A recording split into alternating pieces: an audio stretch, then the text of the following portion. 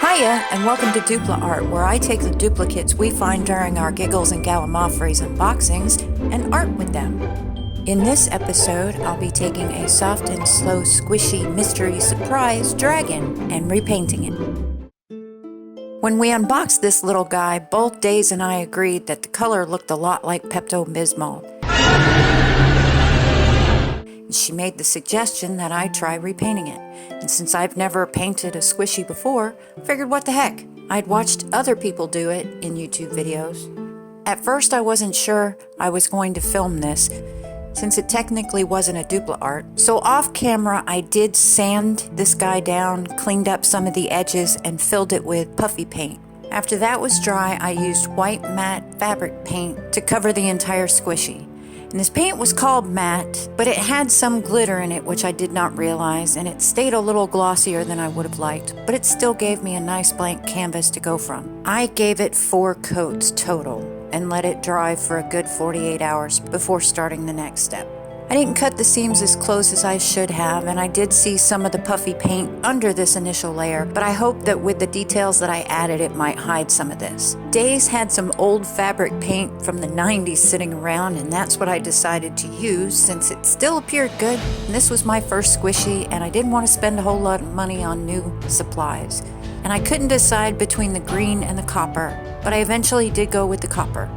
I was going to go with a steampunk dragon at first. I ended up scrapping that idea because I didn't want to overcomplicate things since this was the first squishy I was trying to paint. And then I painted this all over the squishy except for his belly scales. And even though I had added the white fabric paint to the copper paint, it still got a really good shine like metal. I gave it a good 2 coats.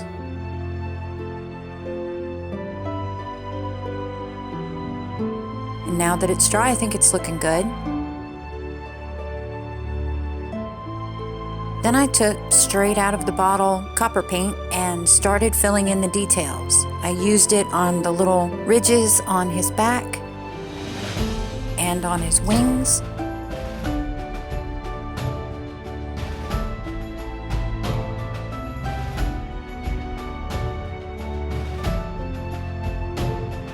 And the sculpt itself didn't have the little spine bumps all the way down his tail, so I used a dotting tool to continue that down his back and into his tail.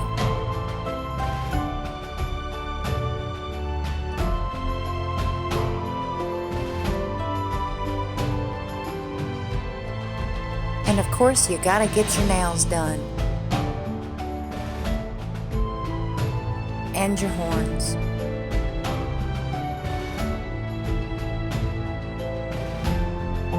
Using a pencil and a light touch, I started sketching in the scales. I didn't want a chance making mistakes with the paint and having too many layers of paint from having to fix it.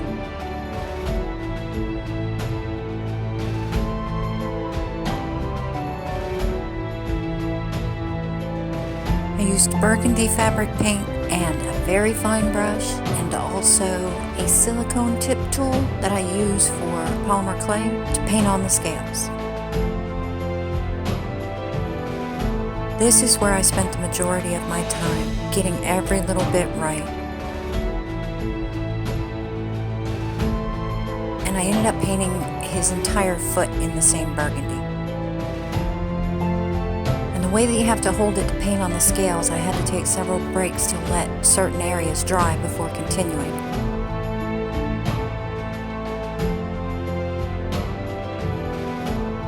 Once the burgundy dried, I could go back with the copper and really clean it up and make really distinct scales.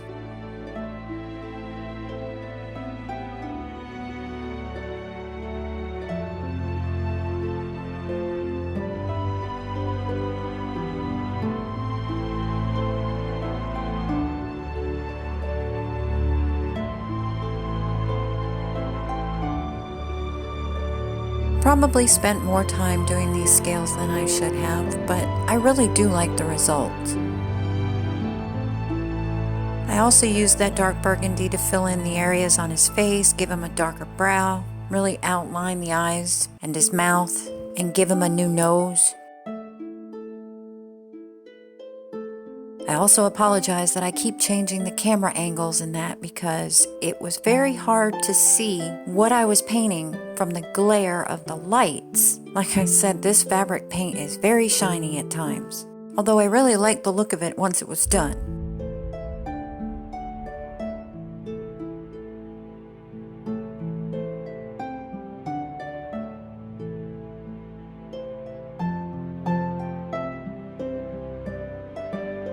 Looks a little derpy at the moment, but once I start filling in over it, he gets a lot better looking, I think. And then I filled in his eyes with white. And I still had to decide what I wanted to do with his belly scales.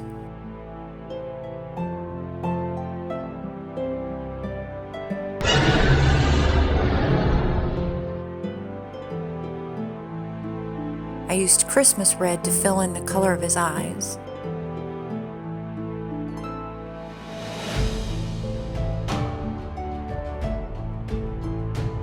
And started filling in his belly scales with gold.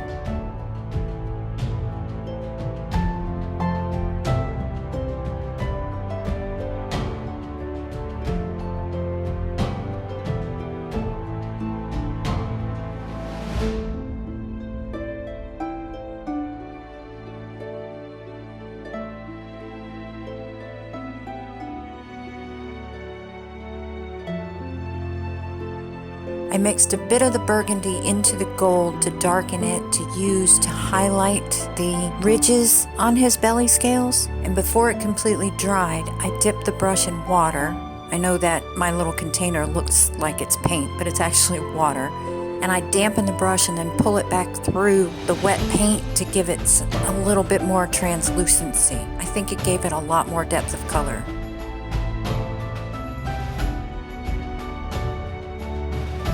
I streaked some of the burgundy and some of the gold paint into his eyes to give him a more reptile looking eye.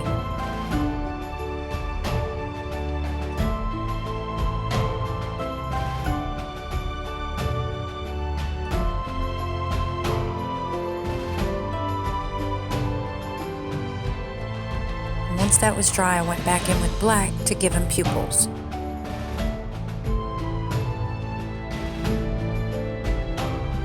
I also used the black inside his nostrils.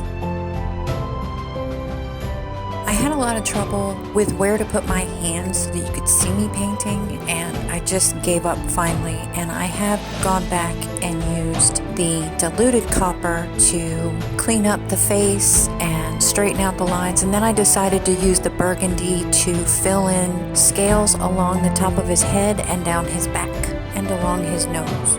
I went in with the gold paint to fill in those new plates.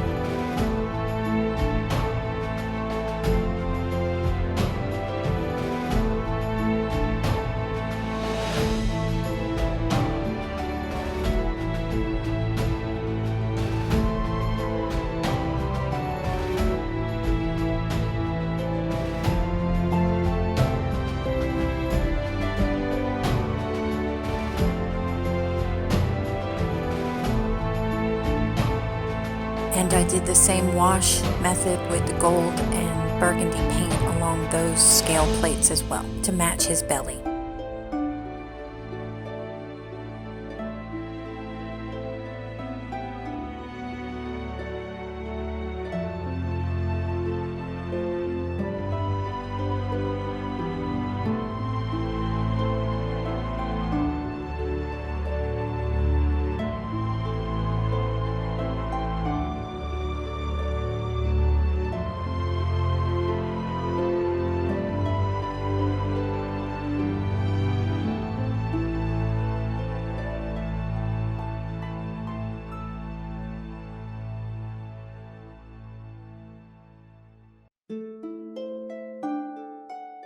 And here he is all finished up. I think it turned out better than I thought it would.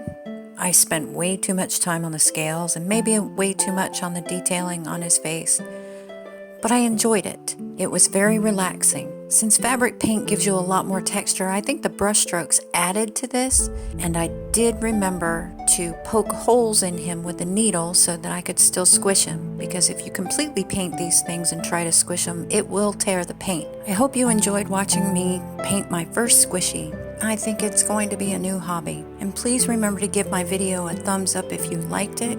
You can subscribe. You can also follow me on Instagram, and you can go to my website to see more of what I do. I thank you so much for watching. Until next time, bye-bye.